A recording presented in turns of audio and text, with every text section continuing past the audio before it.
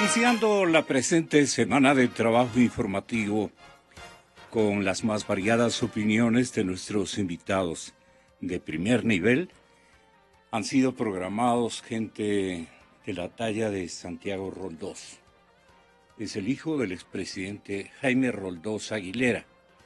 Santiago, cineasta, hombre de un talento formidable. Santiago, editorialista permanente del magazine Vistazo a nivel nacional. Me comunican que ya puedo saludar a Santiago. Bienvenido y muy buenos días, señor Roldós. El tema es que nosotros no queremos ser los sepultureros de los modelos que han regido América Latina en los últimos años, pero sí tenemos entendido de que ese ciclo de regímenes están terminando. Santiago Roldós, si es posible, este momento, ejercitar una tarea de análisis con respecto a la dimensión de este colapso de los gobiernos, especialmente castrista, chavista, lo que está ocurriendo este mismo instante en el Brasil, lo que ya ocurrió en la Argentina. ¿Qué cuenta le dan a los dueños de esta generación, que son los jóvenes? ¿Y qué podemos nosotros recopilar de esta experiencia con el talento y sabiduría, estudios y más que todo atino para arribar a conclusiones maduras, congruentes? Hay lecturas muy variadas y nosotros confiamos en la suya, Santiago, con mi cordial bienvenida. Muy buenos días.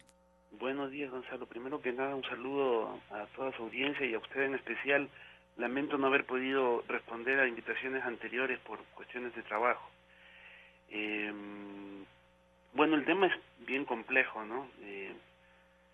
Yo creo que lo primero que hay que decir es que siento que esto está atado a un ciclo económico. Es decir, cuando hace unos pocos años todavía la gente decía, agarrándose el cabello, que esto era interminable, que esto iba a ser eterno, que cuántos años iba a estar Correa, que qué horror. Yo siempre les decía, bueno, esto va a durar hasta que haya una bonanza, aunque sea aparente, en el plano económico, ¿no? Es decir, y creo que lo que une particularmente la debacle en Venezuela, que es una debacle enormemente larga, es la crisis económica, ¿no? En el caso de Cuba, eso es otra historia para mí, porque, digamos, ha pasado por varios ciclos de depresión económica, o uno podría decir que incluso se haya inmerso en una, digamos, situación compleja estructural, pero la situación política ya es muy particular, ¿no? Uh-huh. Entonces esto es lo primero que creo que hay que ver, que esto es una cuestión. Yo el otro día decía, ¿qué pasaría si el petróleo siguiera a $100, ¿no? O sea, cuánto de la indignación moral y podría ser incluso política ante los atropellos que este gobierno de Correa ha cometido desde el primer día. Es decir, esto ha sido una bola de nieve que simplemente ha ido creciendo a nivel del despropósito dictatorial democrático, digamos, dictatorial a través de procesos democráticos que se ha instalado en el Ecuador. ¿Qué pasaría si el petróleo siguiese a $100? O sea, ¿seguiríamos teniendo la misma sensación? Esto sería como la primera pregunta, ¿no? Y por otro lado, creo que en el caso concreto del Ecuador, porque también he pensado siempre que esta historia del socialismo del siglo XXI, ¿no? Como cualquier otra historia, ¿no? Como también como la Europa del bienestar, ¿no? Es decir, hay discursos que se instalan con los cuales yo soy tremendamente crítico, ¿no? Ahora en Europa hay todo un movimiento justificado y legítimo y necesario de indignación con respecto a las últimas resoluciones de cara a los exiliados políticos que exigen asilo con todo derecho en Europa, y la manera en la que se los ha expulsado, se los está criminalizando, se los está recluyendo además en un país gobernado por nada más y nada menos que por el gobierno de Erdogan, a quien nosotras últimamente hemos conocido muy de cerca. Sí. Y entonces la gente también nuevamente se jala de los cabellos y dice, pero ¿qué pasa si nosotras en Europa somos la tradición de derechos humanos europeo, ¿no? Y dice, bueno, en Europa se han inventado cosas tan prestigiosas como el fascismo, ¿no? Y como el colonialismo. Entonces, yo siento que la historia del socialismo del siglo XXI, que comparten todos estos países y que se han tomado tantas fotos, Cristina Kirchner, Evo Morales, Lula, Chávez en su momento, Maduro, Correa, no deja de ser un relato armado por las nuevas élites gobernantes de esos países. O sea, yo siento que hay muchas diferencias, hay similitudes, y es conveniente haber compartido un discurso. Han habido estrategias similares, pero al mismo tiempo muy diferentes, que siento que han respondido a la fortaleza o debilidad democrática de cada uno de estos países, ¿no? En Argentina, que tal vez es el caso que más conozco, porque últimamente he viajado mucho por cuestiones de mi trabajo, en Argentina ha sido imposible implantar un modelo, digamos, de control y de desinstitucionalización como el que se ha implantado en el Ecuador. Pero eso es debido a que en Argentina hay una sociedad democrática sumamente fuerte, hay una cultura democrática que el último gran estímulo sin duda fue la dictadura militar o criminal de los 70s y los 80s. De la propia Argentina. En la propia Argentina, por supuesto, pero piensa que en Argentina las madres de la Plaza de Mayo surgen cuando todavía la dictadura no se había acabado. Es decir, comparemos Argentina con Chile, ¿no? No es una perspectiva moral, sino eminentemente política, ¿no? En Chile no se pudo organizar por diversas razones una reacción en contra de la dictadura como la que se organizó en Buenos Aires, en Argentina en general. Sí, a mí siempre me ha asombrado la imagen de la gente en Argentina con los militares en el poder, marchando ya en las calles de la manera en la que, denunciando lo que se estaba denunciando ahí. En Chile, por supuesto, también había manifestaciones y demás, pero no de la envergadura de Argentina, ¿no? Entonces siento que doy ese antecedente porque creo que el caso ecuatoriano es muy particular a nivel de, digamos, tal vez se lo pueda comparar con el caso venezolano, a nivel de los atropellos en contra de la institucionalidad, ¿no? Es decir, lo que en Argentina ha sido imposible montar un aparato de silenciamiento como el que se ha montado aquí, ¿no? Digamos, la relación específica con la prensa, ¿no? Es decir, este periodista Lanata, sí. Ecuador hubiera ido preso el primer día, y sin embargo ha tenido su programa años de los años. Luego está la discusión, a mí Lanata en particular no es un periodista que me simpatice, ¿no? Pero digamos, esto para decir que el modelo o que los modelos no son exactamente el mismo, aunque compartan una noción, digamos, yo creo que este ha sido un proceso de arribo de una nueva élite, de una nueva clase privilegiada. Y lo último que voy a decir es que yo entiendo lo que ha pasado en estos años en América Latina, un poco a la luz de los análisis que ha hecho Pablo Dávalos en su texto sobre lo que él llama el post-neoliberalismo en América Latina, ¿no? O sea, yo regreso a la cuestión económica, ligada a lo político, por supuesto, pero para mí lo que se ha vivido en estos años, si algo tienen en común todos estos movimientos que han estado en el gobierno con mayor o menor éxito, con mayor o menores logros, responde justamente a la necesidad de modernizar el capitalismo. Pablo, no sé si ha expuesto esas hipótesis o esos pensamientos acá en su programa, pero Pablo lo que dice en ese texto es muy claro. Es decir, en el libro. En el Es decir, nosotros no, el socialismo del siglo XXI es el post-neoliberalismo. Nosotros hemos vivido una época en la que el sistema agotó al Estado en los 80s, bueno, ya desde los 70, pero en los 80s y en los 90s se trataba de diluir al Estado por completo, de convertirlo en el enemigo, de estigmatizarlo, de adelgazarlo a más no poder, con un altísimo costo político, ¿no? Ese costo político significó que los gobiernos sucesivos se fueran considerando prescindibles, cada gobierno se fue quemando. Nosotros pensemos en los ciclos que pasaban acá, gobiernos de 6 meses, de un día, ¿no?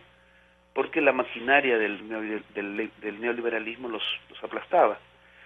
Y, digamos, lo único beneficioso que salió de todo eso era la reacción social y la organización social, es decir, la resistencia, ¿no? Que en Ecuador fue extraordinaria en su momento. Los movimientos sociales aquí, o más bien los movimientos sociales de aquí, fueron ejemplares para América Latina, ¿no? Entonces, la tesis controvertida de Pablo es que una vez agotado el Estado, del modelo ya no daba para más, y entonces el nuevo ciclo dijo, bueno, vamos a refortalecer el Estado, vamos ahora al post-neoliberalismo para hacer sobrevivir al propio sistema capitalista, extractivista, desigual, atropellador. Lo que tiene que hacer es engordar el Estado, ¿no? Y entonces pasamos a este ciclo que llamaríamos de capitalismo de Estado del siglo XXI, ¿no? Capitalismo de Estado. Mis lecturas. Sí, sin embargo, la penuria fiscal, Santiago, sí estamos, ¿no? Sí, aquí estoy. Sí, ¿no? Sin embargo, la penuria fiscal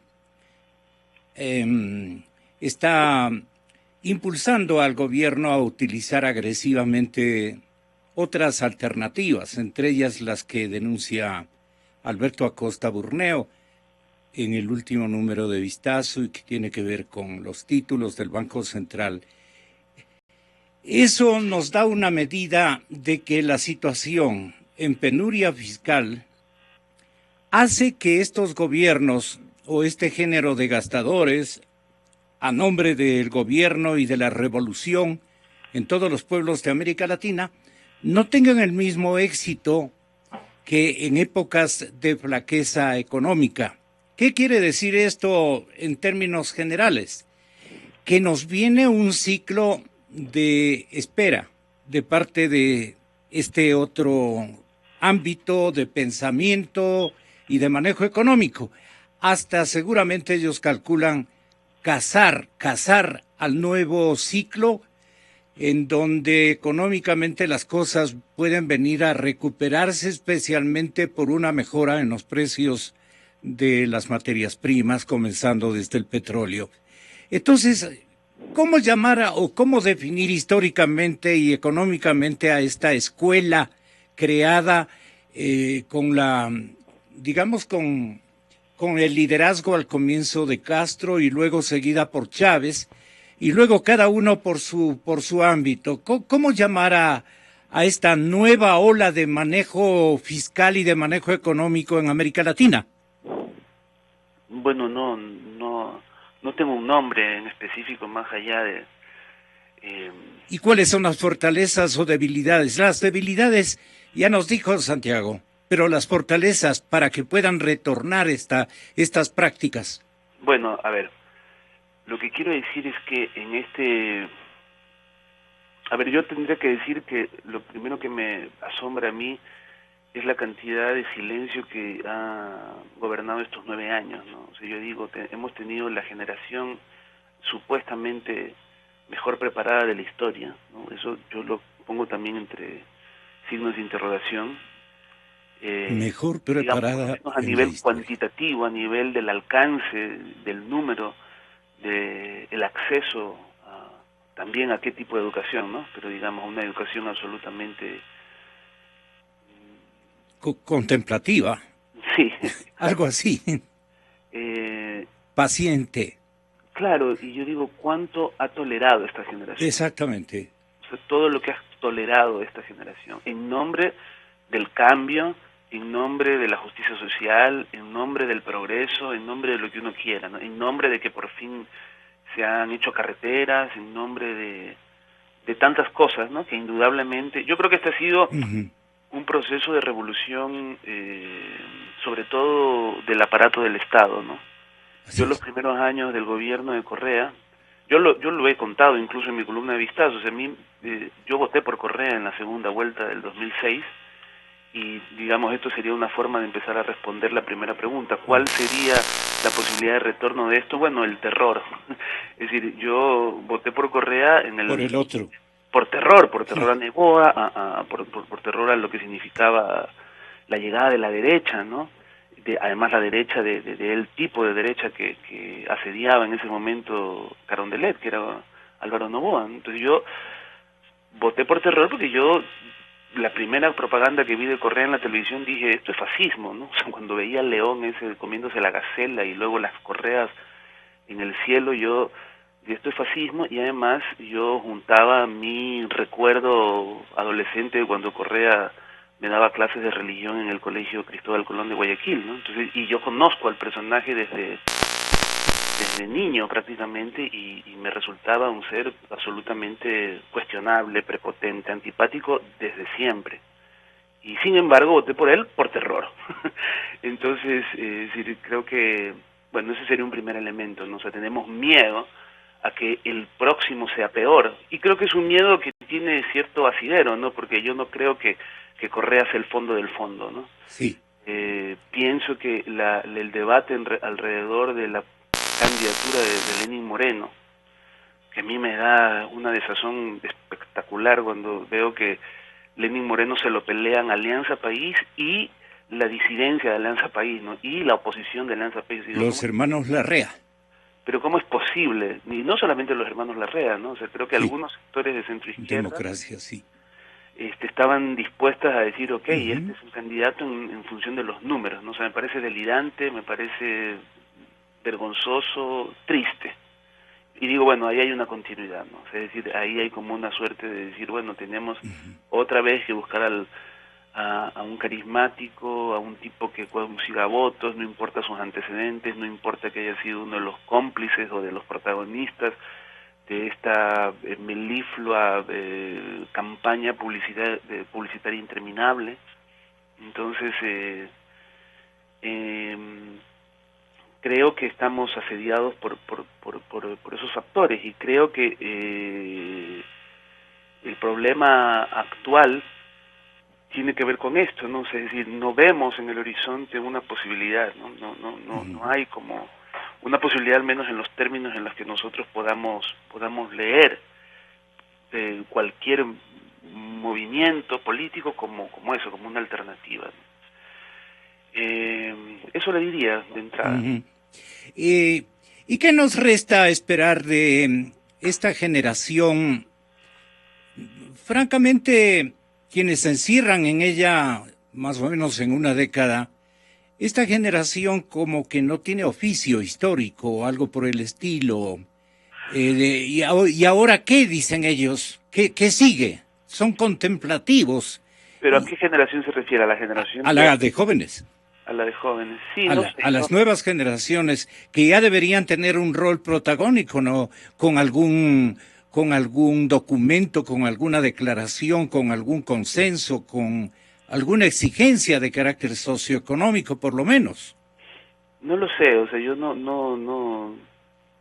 tampoco, o sea, es decir, Es yo difícil, ¿no? me asombré de la capacidad, digamos, o por lo menos retórica, de la ecuanimidad y la profundidad con la que hablaba el joven presidente de la Asociación de Alumnos del Montúfar, ¿no?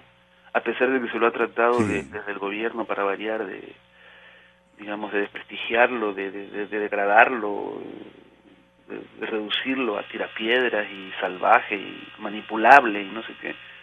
Y el tipo me parecía perfectamente coherente, ¿no? Es un chico, creo que tiene 17 años, no sé si usted me corrige, pero Ujú. o 18, no importa, pero es decir, yo lo veía y decía, me parecía admirable porque decía, mira, es un tipo coherente, ¿no? Es un tipo interesante. Y no lo sé, yo tampoco sería, yo siento que el problema del capitalismo en el mundo entero es que ha hecho las cosas de manera tan eficaz que todas estamos en la autoexplotación. Entonces siento que cuando yo me pregunto cómo es posible que esta generación haya soportado tanto o haya tolerado tanto, no me refiero solamente a los chicos de 20 o a los de 30 años, sino a los de mi generación. O sea, yo me considero todavía un tipo, digamos, un adulto joven o medianamente joven, estoy en los Y 45 años. lo es, En desde el luego. mundo actual, digamos, con las perspectivas de vida y demás, y como yo me siento, pero sin embargo no hay energía para poder, es decir, como que no hay imaginación y talento para poder imaginarse, hay mucho talento individual, pero yo, mire, le pongo un ejemplo, con una especie de afecto y estupefacción al mismo tiempo, ¿no? Sí. Es decir, cuando Guillaume Long asume el Ministerio de Cultura, hace el año pasado o hace Sí. un par de años, se produjo una nueva, digamos, es lo que yo llamo la tercera camada de cooptación correísta, ¿no? De mis amigos, ¿no? Es decir, este gobierno ha estado repleto de gente no muy cercana, pero a la que yo conozco y aprecio, sobre todo en el campo intelectual, ¿no? Yo ahí es donde digo, otro amigo mío que es Aristides Vargas me decía una vez, no, pero es que ya se vació, no hay nadie de izquierda, y yo le decía siempre, sí hay, Aristides. Bueno, yo le digo negro, ¿no? Sí hay negro, está lleno. Dice, no, pero qué personaje importante hay progresista. Y le digo, está repleto, incluso si quieres, no en el primer frente, ¿no? O sea, yo he conocido todavía hoy feministas, defensores de los derechos de los homosexuales, ecologistas, que están insertados todavía, al menos bajo la figura de una consultoría en este gobierno, ¿no? Entonces siento que tener el control del Estado, tener el control político y haberlo tenido durante tantos años, va a ser una tarea sumamente compleja de desmontar, ¿no? No soy muy optimista con respecto al futuro de la democracia en el Ecuador, ¿no? O sea, creo que será un proceso que tiene que pasar necesariamente por la justicia. O sea, pienso que hay una responsabilidad, o sea, podemos hablar de eso, ponemos de acuerdo de decir, a ver, para que las cosas cambien en este país, no solamente hay que cambiar de gobierno, sino que hay que cambiar de prácticas. Y yo por eso he tejido la frase, el correísmo vive más allá de Correa, porque siento que hay muchos grupos desde la derecha, desde la izquierda, desde el centro, si es que aquello existe, que están dispuestos a tomar el control del Estado en los términos más o menos similares a los de Correa, tal vez no de manera tan siniestra, porque el personaje juega un rol importante, ¿no? Y es un personaje particularmente prepotente, ¿no? Pero creo que aquí se hizo mucho silencio desde el principio, por parte de gente que luego también fue víctima de ese sistema en cuanto al descontrol. Es decir, yo siento que la falta de fiscalización, la falta de control, la falta de equilibrio durante 9 años ha sido el cáncer del Ecuador.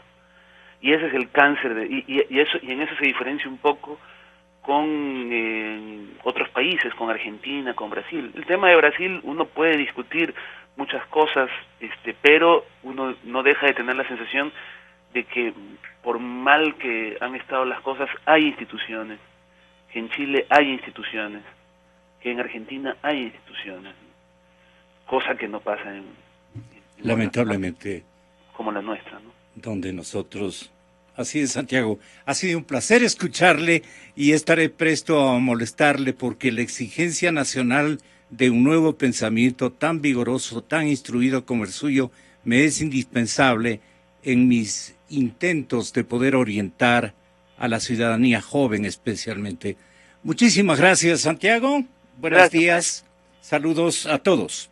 Gracias. Bueno, son las 7:15. Muchas gracias por la presencia, Alberto. Alberto Acosta Burneo ha estado también conmigo escuchando buena parte del conversatorio con Santiago Roldós Bucarán, el hijo menor de nuestro querido e inolvidable expresidente Jaime Roldós Aguilera.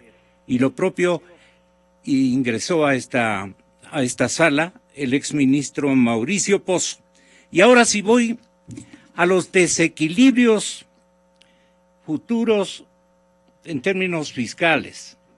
Y entonces Alberto estaba desde la ciudad de Guayaquil y en el último número de Vistazo está anticipando una economía de papel, al contemplar el uso que va a ser de tinte agresivo, el uso agresivo de títulos del Banco Central como medios de pago. Entonces, la semilla de los desequilibrios futuros, hasta que les corresponda la jornada de gobierno, van a tener este tipo de prácticas coyunturales de solución. Explíquenos por qué usted inscribe a los próximos años inmerso el Ecuador en una economía prácticamente de papel. Este festival ya ha comenzado. Ojalá le pueda hacer entender especialmente a la gente joven en qué consiste la economía de papel. Alberto Acosta Burneo en Cadena Democracia. Buenos días, Alberto. Muy buenos días, Gonzalo. Bueno, primero como preámbulo, yo creo que vale la pena decir que a partir de 2008 inició este ciclo, un nuevo ciclo político que quedó plasmado en la Constitución, que coincidió con una situación económica de bonanza en las materias primas, como todos sabemos, y eso permitió que el gobierno pueda plasmar su visión política de una mayor participación estatal. Entonces, a la empresa privada se le relegó como una de las formas de organización, no la dominante, y al sector público se le asignó un papel cada vez mayor. Debía participar con empresas públicas en gestión de sectores estratégicos, prestación de servicios públicos, aprovechamiento de recursos naturales, etcétera, etcétera. Y entonces vemos cómo el Estado comenzó a crecer agresivamente y llegamos a un año 2013, donde todavía con un precio del petróleo de $96 por barril, aparece un déficit importante de 4,6%. Entonces uno dice, pero ¿por qué con un precio tan alto? Pero esa era la concepción de que el Estado debía participar cada vez más en la economía. Llegamos finalmente a un 2015, cuando cae el precio del petróleo a la mitad, y la caída del precio del petróleo no es la causa del problema, es simplemente un motivo que acelera la necesidad de un ajuste, porque el ajuste ya era necesario desde 2013, cuando comenzamos a gastar más allá de lo que podíamos y endeudarnos. En esa época todavía con un precio del petróleo de $96 por barril, las opciones de endeudamiento eran varias, teníamos acceso a los mercados. China fue muy activa principalmente, pero teníamos acceso a financiamiento externo. Vemos cómo a 2015, con la caída del precio del petróleo, se cierran las puertas de financiamiento y el gobierno resiste el aplicar medidas de ajuste, porque el ajuste es doloroso, el ajuste tiene que pagarlo a alguien y generalmente lo paga la gente de menores ingresos, y entonces el gobierno dice, yo no quiero ajustar el gasto corriente, lo trata de sostener en lo posible. Pero vemos cómo se presenta este año el presupuesto, un presupuesto con una necesidad de financiamiento inicial de $6.600 millones, pero que después de ciertos cambios que han sucedido, entre esos el pago a la OXI, los atrasos que traíamos del año pasado, una sobreestimación de los ingresos petroleros reconocida por el gobierno, finalmente la necesidad de financiamiento para cumplir el presupuesto de este año estaría alrededor de los $10.000 millones, lo cual simplemente es inviable, no se va a conseguir esos recursos, y entonces el gobierno se le reducen las puertas de financiamiento. Y la opción en este momento para poder sostener la actividad económica, yo creo que va a ir desgraciadamente, y eso es lo que analizo en el artículo, en la revista Vistazo, va a ir por el lado de financiar el gasto vía títulos del Banco Central. Ya se hizo una emisión de $200 millones, que en estos títulos que se utilizó para pagar a proveedores. Los proveedores fueron al mercado de capitales, los vendieron esos papeles, una parte se utilizó para pagar al SRI y otra parte lo utilizaron para vender a otras personas que podían estar interesadas. Este fue para mí un globo de ensayo de cómo puede funcionar el mecanismo. $200 millones en una economía de $100.000 millones es un monto muy pequeño, pero desgraciadamente yo creo que esto puede ser el inicio de un mecanismo muy agresivo de buscar financiamiento, forzar al financiamiento interno, forzar a que los actores económicos ecuatorianos reciban papeles, claro, desde la perspectiva individual. Si yo tengo el Estado me debe un recurso, nos dice, bueno, prefiero que me pague con papeles a que no me pague, que es la otra opción. Claro. Pero el riesgo... ¿Y qué hacer con los papeles según el cálculo de estos empresarios o abastecedores del Estado? Bueno, es que este de aquí es como el juego del florón. Lo importante es que pase de mis manos rápido esos papeles. Entonces los empresarios van a recibir porque la otra opción es que no les paguen. Entonces, desde una perspectiva individual, tienen un incentivo para recibir este tipo de pago, pero los papeles tienen que tratar de pasar rápidamente de mano en mano. Y entonces, conforme la emisión de estos papeles siga aumentando, su descuento también aumenta, porque recordemos que la venta en el mercado de capitales tiene un descuento. En este momento, en esta primera emisión de $200 millones, el descuento fue relativamente reducido. En su momento más alto, digamos, llegó a un 4,20%. Después se fue reduciendo conforme los papeles iban saliendo del mercado. Los papeles terminan su vida, por decirlo de alguna manera, cuando llegan al SRI vía pago de impuestos. Entonces, con una emisión de $200 millones, una gran parte de esa emisión ya ha retornado al SRI, y entonces vemos que el impacto es reducido. Si la emisión comienza a utilizarse este mecanismo más agresivamente, comienza a pagarse mucho más, que es lo que me temo que va a suceder por la necesidad de la penuria fiscal. $10,000 millones no van a ser fáciles de conseguir con un riesgo país que al día de hoy está sobre los 1.200 puntos. Entonces, la opción de financiamiento externo está prácticamente cerrada para el país. El gobierno ha anunciado que China va a prestar, que iba a ser en febrero los desembolsos, pero los desembolsos todavía no llegan. Entonces vemos que yo creo que esta va a ser la principal opción que se utilice en el futuro, va a ser seguir emitiendo estos papeles, y el riesgo entonces es que comiencen a circular gran cantidad de papeles de este tipo en la economía. Lógicamente va a aumentar su descuento, entonces un dólar en papeles no va a valer lo mismo que un dólar en billetes norteamericanos. Por otro lado, parte del problema de este uso de papeles es que inicialmente crea una sensación de que sí hay dinero, de liquidez. Seguro. Comienza a sentirse como que las cosas sí hay ventas, Seguro. sí hay compras, hay un movimiento económico. ¿Y cuándo se produce el tope de ese espejismo de papel? Preguntamos al exministro Mauricio Pozo. Esta metodología de llenarnos de papeles, de llenarnos de espejismos, el momento menos pensado estaremos en una situación ciertamente catastrófica, porque ¿qué hace con tanto papel? Y en cambio, su posibilidad de endeudamiento exterior, especialmente con organismos que le puedan dar a usted características crediticias más favorables para el interés del Ecuador, no van a aparecer por lo que acaba de mencionar don Alberto Acosta Burneo. Tenga la bondad, Mauricio. Bienvenido, exministro. Buenos días. Muchas gracias, Gonzalo, por la invitación. Saludos de Alberto en Guayaquil. Primero señalar que los recursos que está utilizando el Estado para buscar paliar la situación de falta de ingresos son recursos que ya se vienen presentando desde algún tiempo atrás. Recuerde, Gonzalo, que el Banco Central, por ejemplo, ha invertido recursos de liquidez, fondos de liquidez de las reservas para la compra de bonos de Estado. Eso ya lo ha venido haciendo. Y esto, obviamente, desde el punto de vista de estabilidad, es un contrasentido, porque lo que hace es darle un préstamo al Estado y irle convirtiendo al Banco Central en un banco comercial. El Banco Central no es un banco comercial, el Banco Central es un banco, peor aún en dolarización, que debe precautelar los medios de pago. Tiene que precautelar que la liquidez en la economía sea la adecuada.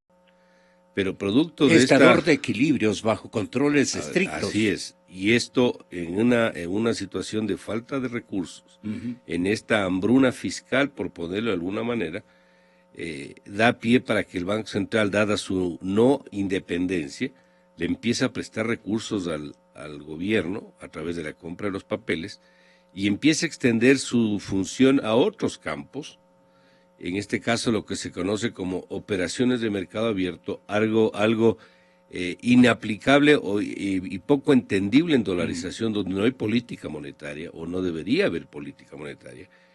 Y con el ejemplo práctico de lo que está explicando en el artículo Alberto, es decir, empiece a emitir papeles, estos famosos TBCs, para que el sector privado con esos papeles pueda atender obligaciones tributarias. Unos lo hacen directamente, unos negocian en el mercado, pero eso al final del día termina en el SRI. Pero el SRI está recibiendo, en definitiva, como ingresos papeles, no está recibiendo plata. Entonces, al vencimiento de los papeles, el SDI tiene que acercarse al Banco Central y decirle, señores, tomen los papeles y dime la plata. Pero denme el efectivo. Exactamente. Y ahí el Banco Central le va a decir, no tengo plata.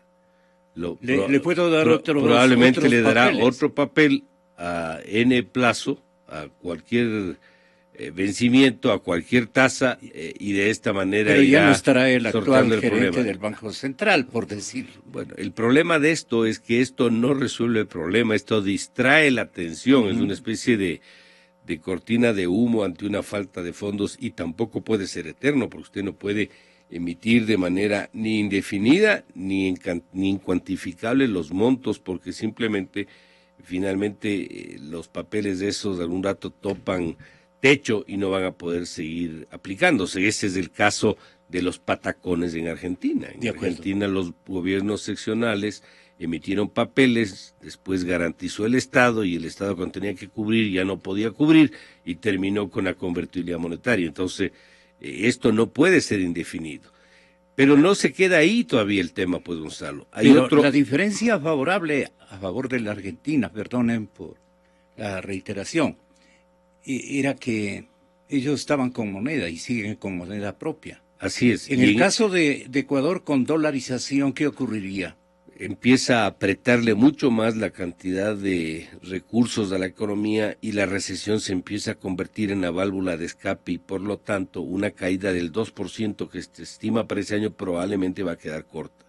Pero ahí no se queda el tema. Fíjese que el Seguro Social, que es el gran proveedor de deuda interna a través de sus inversiones en papeles de Estado, para el año 2016, información del mercado de valores, no está ya invirtiendo en papeles privados, ni en papeles de renta fija, ni en papeles de renta variable, vale decir en acciones, porque antes parte del portafolio de inversión del seguro también era por estas vías. Es decir, todo se empieza a concentrar en bonos de Estado. Es decir, se va a profundizar, se va a concentrar aún más la provisión de liquidez del seguro, en este caso, para las necesidades fiscales. Y si quiere le añado un cuarto elemento que no está sobre la mesa, el riesgo de que un arreglo al famoso timbre cambiario dé lugar a que el Estado participe, ojalá así no sea y ojalá yo esté equivocado, en un porcentaje de ese premio también para objetivos fiscales. Entonces, ¿esto qué le ilustra? Esto le ilustra que el gobierno está entrando en una etapa de desesperación y empieza a optar por mecanismos de esta naturaleza que no son nada sanos, Gonzalo.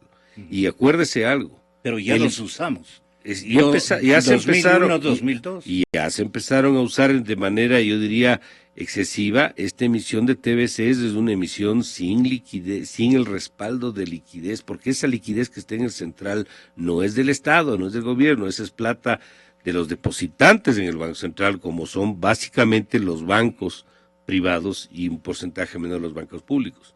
Pero lo que voy es que cualquier gobierno que mañana se haga cargo de la economía del país ya no va a tener que preocuparse solamente del déficit fiscal, pues va a tener que preocuparse de esto que se llamaría déficit cuasi fiscal. En técnica económica así se lo conoce.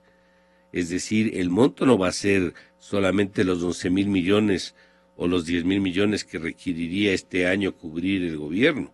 Hay que sumar lo que se está produciendo por esta emisión de recursos que finalmente tiene que cubrirse de una u otra manera con recursos reales. Pero al final de estos cambalaches de papel, porque son eso, ¿no? Cambalaches de papel, la víctima última, digamos, en esa escalera, es el Servicio de Rentas Internas. Es del Estado, es del Estado. El Servicio de Rentas Internas no recibe la plata, se va a quejar también porque no tiene la liquidez, pero finalmente, ¿qué hace el Servicio de Rentas Internas?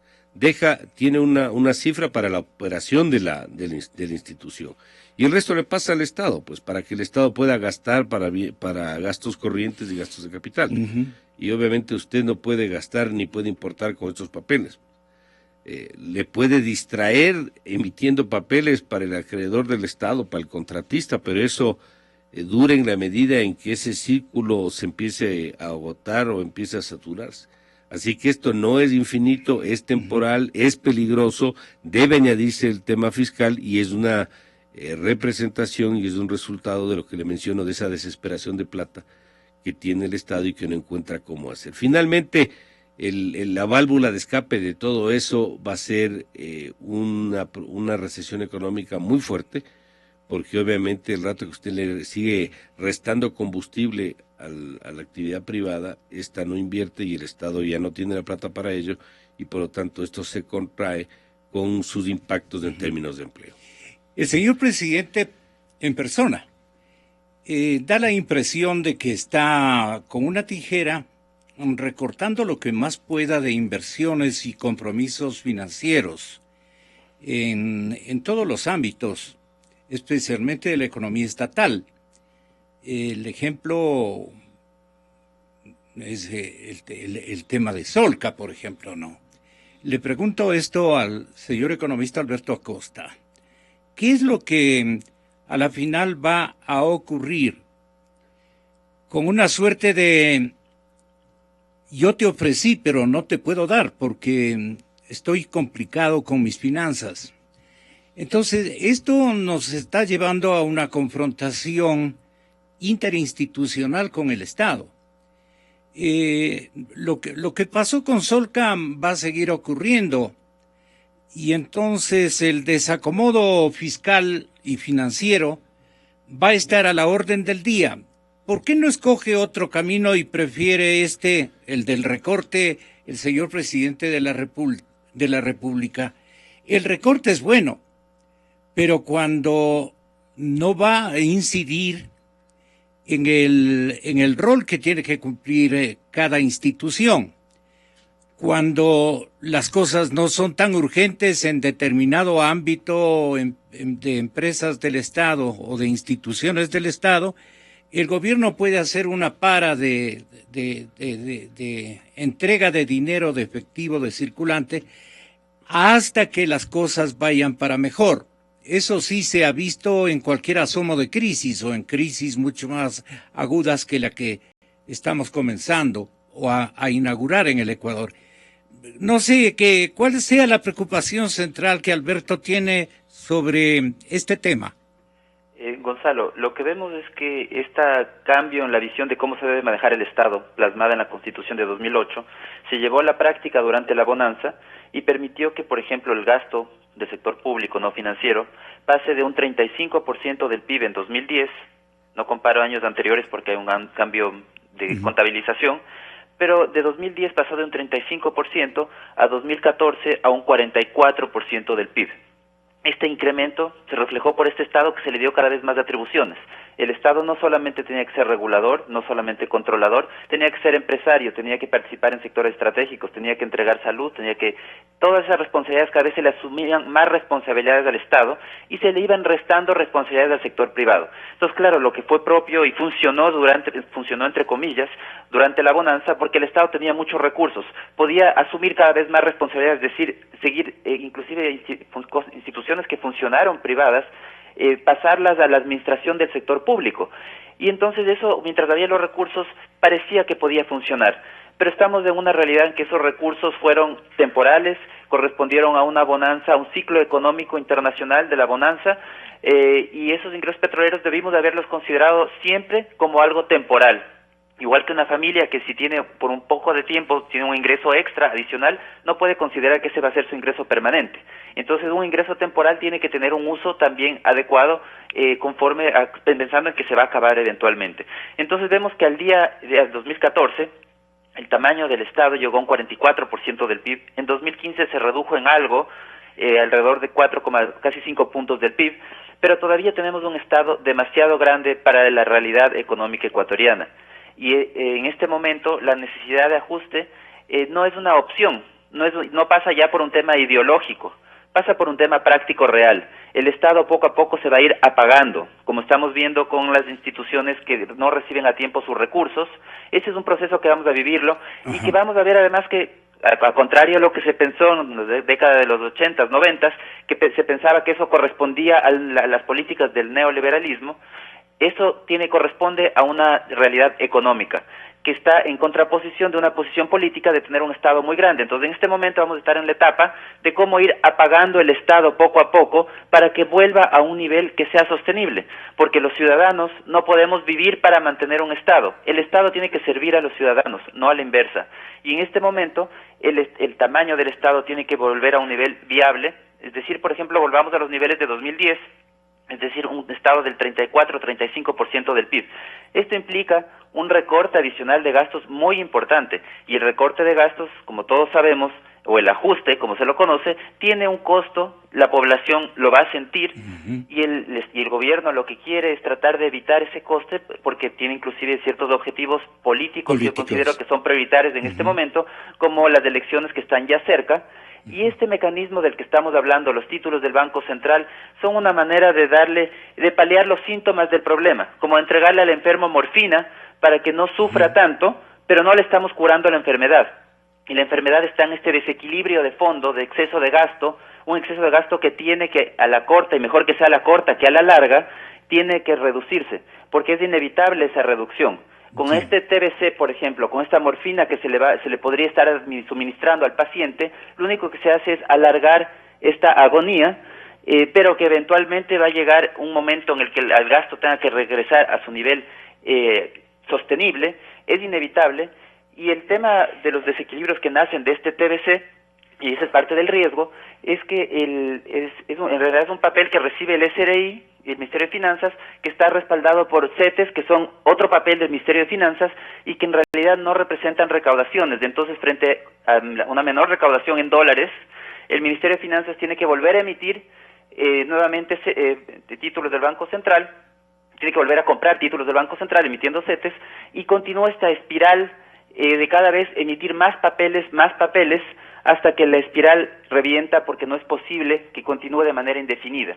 Entonces, el mecanismo que se está planteando en este momento es riesgoso, y por eso es que la opción adecuada en este momento sería entrar en un programa de ajuste para que la economía y el Estado vuelva a un tamaño acorde a la economía, en el que los ciudadanos no tengamos que seguir cargando con todo el peso de este Estado obeso, un Estado excesivamente grande, un Estado que ha asumido responsabilidades que podría aligerar parte de ese peso entregando esa responsabilidad al sector privado y enfocarse en lo que verdaderamente importa, que son los recursos para educación, para salud, e inclusive en esos sectores puede tener participación e inversión de sectores privados. Yo creo que hay que regresar a ver la realidad económica. Esto no pasa ni siquiera por un tema ideológico, sino ver la realidad económica, y el Estado tiene que ser acorde, la política pública tiene que estar acorde a la realidad económica. Y no podemos seguir escondiendo el ajuste de esta manera. ¿Y a usted se le ocurre, economista Pozo, que el señor presidente podría estar utilizando acciones mucho más temerarias que las que ahora están ustedes discutiendo y en parte criticando? Pero la desesperación por recursos, todavía el 17 está lejano, para que él se sienta ya aliviado de haber cumplido con una conscripción que él mismo se la buscó por su imprevisión. Economista. Gonzalo, esa es probablemente la pregunta de fondo. Del millón. El pensar si todos estos mecanismos que está usando el gobierno son suficientes para aguantar hasta mayo del próximo junio, año. Claro. Y yo creo que nadie tiene la respuesta. Esto va a depender de eso, va a depender si puede levantar algo más en el mercado internacional. Yo le veo muy complicado. En el presupuesto están ellos hablando de más Usted de le niega 4,000. toda posibilidad, no al FMI, sino al presidente Correa frente Es que yo creo que los Fondo multilaterales, y vamos a hablar de eso, sí están dispuestos a entrar en un programa con Ecuador. Inclusive es bueno hasta políticamente para ellos que Ecuador regrese a un acuerdo con ellos. Aquí más bien la pregunta es si el gobierno está dispuesto a firmar un acuerdo, porque le van de alguna manera a demandar un programa económico. Y un programa económico va a significar... Más que todo le van a hacer una revisión de todos los bolsillos. Le van a, primero, para empezar, le van a decir, señor, abra los libros, yo quiero ver cómo firmar unas obligaciones con la China, quiero ver esos contratos. Quiero que me abra el balance del Banco Central, quiero ver cómo está respaldando los papeles que está emitiendo. quiero ver esas operaciones cruzadas entre el central y el Estado. Yo necesito que usted imponga unas metas de reservas internacionales, usted tiene que establecer metas de depósitos del sector público del Banco Central, tiene que poner techos de endeudamiento, tiene que de alguna manera ordenarse con objetivos, tiene que pasar este tipo de reformas. Y claro, ahí la pregunta es, ¿cuán dispuesto está el gobierno, desde el punto de vista aquí sí político también, para poder entrar en un programa de esta naturaleza? Les va a aceptar. Entonces, si esto no es así, seguirá inventándose estas cosas, esta lotería de papeles para distraer, pero claro, yo no le puedo decir, yo creo que nadie le va a poder anticipar pero si, ¿cuáles si son? todo esto va a ser suficiente para... Claro. Pero no necesita llegar hasta mayo, Gonzalo. Con que usted llegue a diciembre, enero, el resto le vota al siguiente gobierno para que él decida y tenga que tomar hasta mayo y tenga que tomar las decisiones duras que sin duda le va a tocar adoptar. Claro, aquí la pregunta es qué pasa si ellos mismos son el nuevo gobierno. Y eso es lo que quiere, por lo menos simula el señor presidente. Personalmente no creo que va a pasar eso, pero ese es otro terreno y otra cosa, pero de todas maneras el problema está ahí, eso no lo podemos ocultar. Pero recuerde algo, aquí se requiere, Gonzalo, no solamente un tema de que les tocó bajar el presupuesto porque no tuvieron ingresos, porque yo expliqué en alguna entrevista anterior que el problema es que cuando baje el ingreso se le cae el gasto, no es que ellos de manera premeditada ajustaron el gasto porque dijeron no, portémonos un poco más austeros, sino que se les cayó. Cuando usted tiene menos ingresos ya no puede ir a hacer ciertas cosas que antes hacía, así de simple. ¿Y por qué eso explico? Porque si mañana, me invento, subiría otra vez del ingreso porque el petróleo se disparó, cosa que es menos probable, pero asumamos que eso sea así. ¿Qué va a pasar? El gasto vuelve a subir, pues. Entonces usted requiere nivelar el gasto a la estructura adecuada, independiente de lo que pase con el precio del petróleo mañana, si es que llega a subir. ¿Para qué? Para hacerle sostenible las finanzas públicas. Si no, esto lo que hace es apagar el incendio. La primera exigencia de los organismos claro, porque un programa de 3 años. ¿Con qué me garantiza?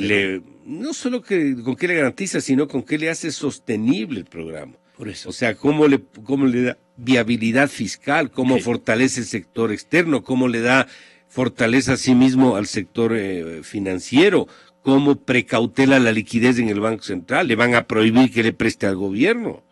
O sea, hay una lista que ya me estoy imaginando yo, algo por la experiencia que tengo, que van a demandar en este. Pero la pregunta del millón es, ¿cuáles son las acciones más temerarias que todavía tiene en algún abanico de posibilidades el señor presidente para expedir en un momento complicado, en un momento tenso y peligroso para la economía monetaria, por ejemplo? Le pregunto a Alberto Acosta Burneo. Bueno, vemos que ha adoptado ya algunas medidas que no son adecuadas para la economía, como por ejemplo utilizar la liquidez del Banco Central, la parte de las reservas, para financiar al gobierno, como este inicio de los títulos del Banco Central. Por otro lado, medidas que tampoco son muy transparentes, como es ese contrato de servicios petroleros con financiamiento con Schlumberger, donde recibió 1.000 millones de financiamiento y ha anunciado que quiere aplicar esta modalidad con otros campos. Todas estas medidas... Sacha va a continuación. Mencionan que quieren otros campos, se ha hablado también de titularización de flujos de la refinería de Esmeraldas. El problema de estas en sí, el problema no es que se haga ese tipo de operaciones de financiamiento, el problema es que no son operaciones transparentes y que por otro lado, lo que estamos haciendo con eso, y hay que estar muy claros, es que estamos comiéndonos los ingresos futuros. Y cuando llegue el futuro, ¿de qué vamos a vivir?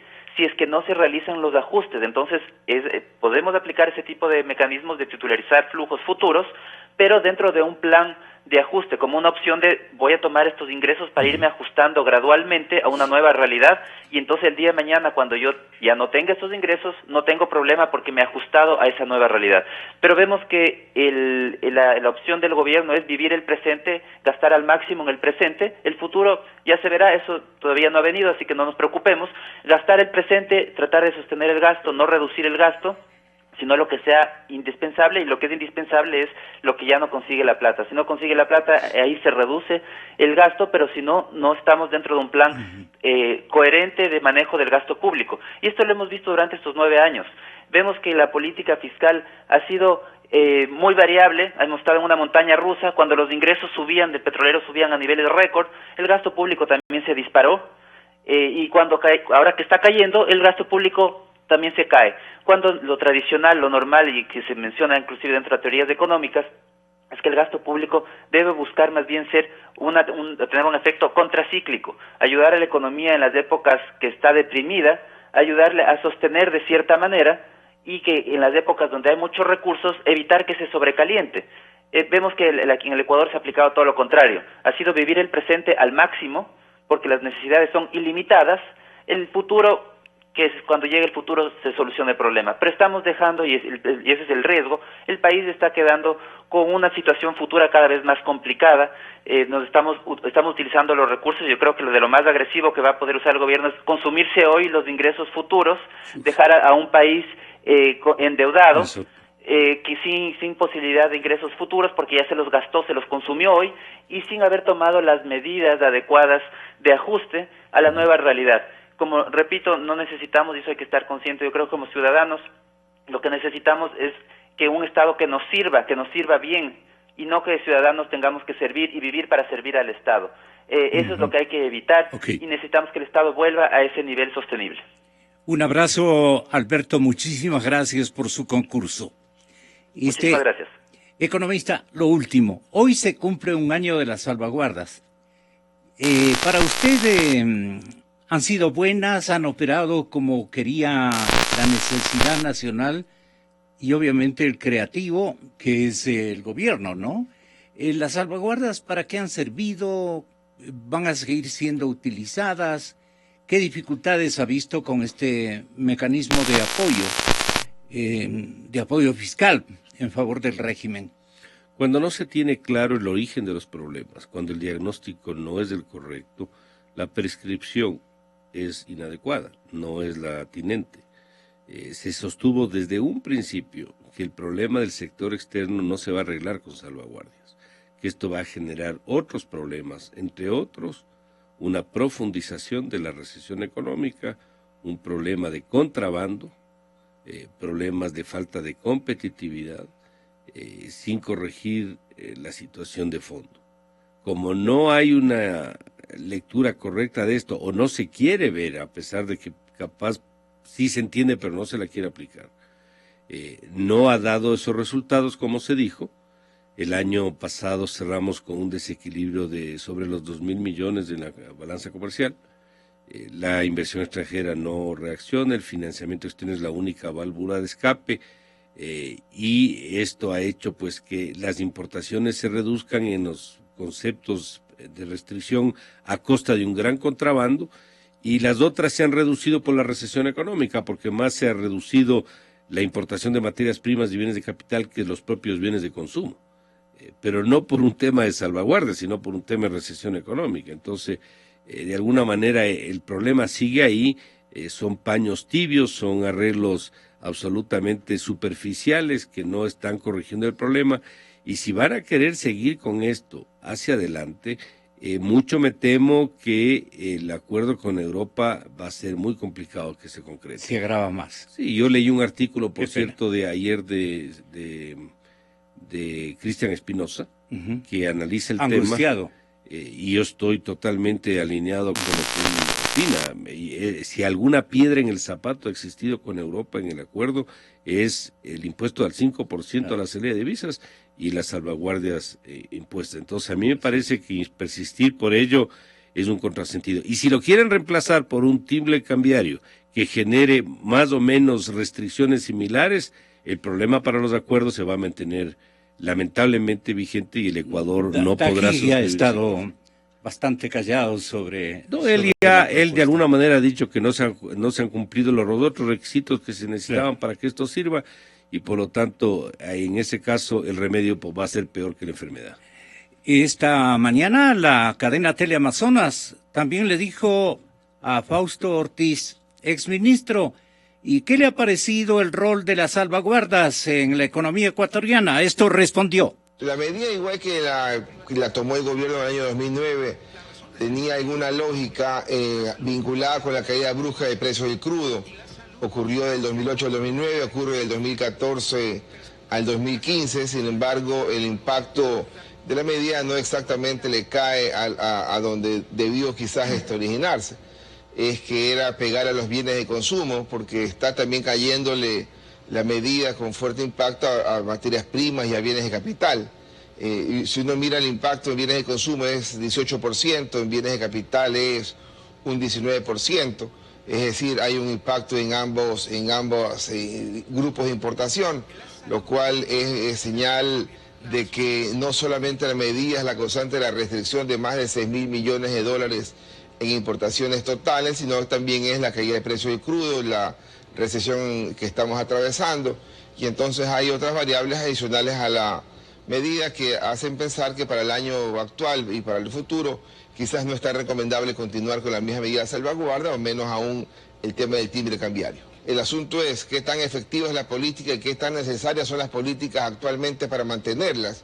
Y la respuesta puede ser que sería mejor esperar hasta que se cumplan los 15 meses, que sería hasta el mes de junio de este año, para tratar de evaluar después del desmonte gradual que tiene que ir sufriendo las importaciones, ver si es que en verdad el gobierno avanza o no avanza a otra política, debido a que estamos viviendo con menos liquidez, menos demanda de las empresas y personas de productos importados. Exa FM.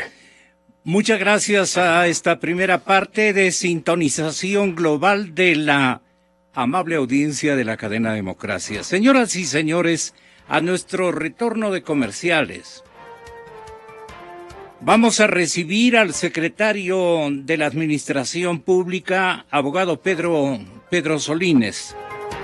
Vamos a recibir a la doctora Margarita Beatriz Guevara Alvarado, ministra de Salud Pública.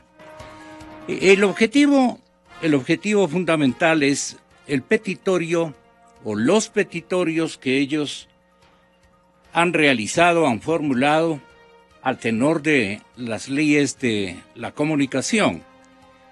El 24 especialmente, que es el derecho a la réplica, que vale la pena que lo recordemos. Toda persona o colectivo humano que haya sido directamente aludido a través de un medio de comunicación, de forma que afecte sus derechos a la dignidad, honra o reputación, tiene el derecho a que ese medio difunda su réplica de forma gratuita en el mismo espacio, página y sección en medios escritos, o en el mismo programa en medios audiovisuales y en un plazo no mayor a 72 horas a partir de la solicitud planteada por el aludido. Este es el texto en que, como es obvio, respalda Pedro Solínez, secretario nacional de la Administración Pública.